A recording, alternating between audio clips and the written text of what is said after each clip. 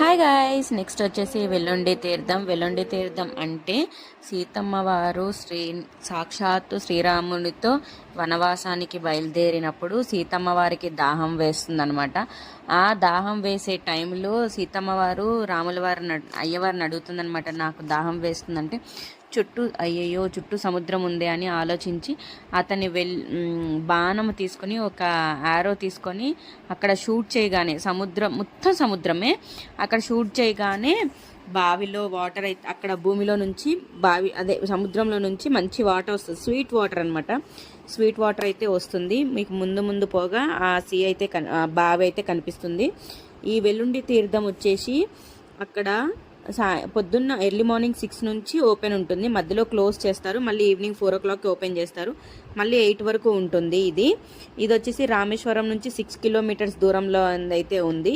ఇక్కడ సీతమ్మ వారు పూజ చేసుకున్న లార్డ్ శివ అయితే ఉన్నారు.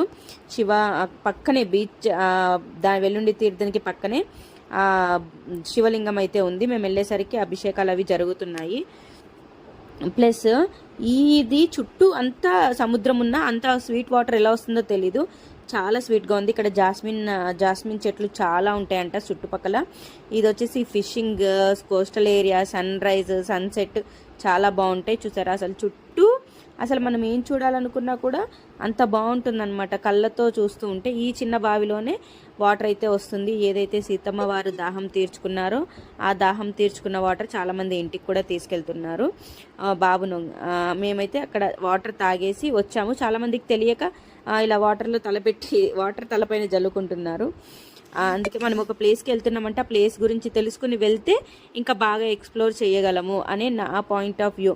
ప్లీజ్ డూ, అక్కడ కొన్ని ఫోటోలు కూడా దిగాము. Please do like, share, subscribe, comment section please. Thank you guys, thank you so much for your support.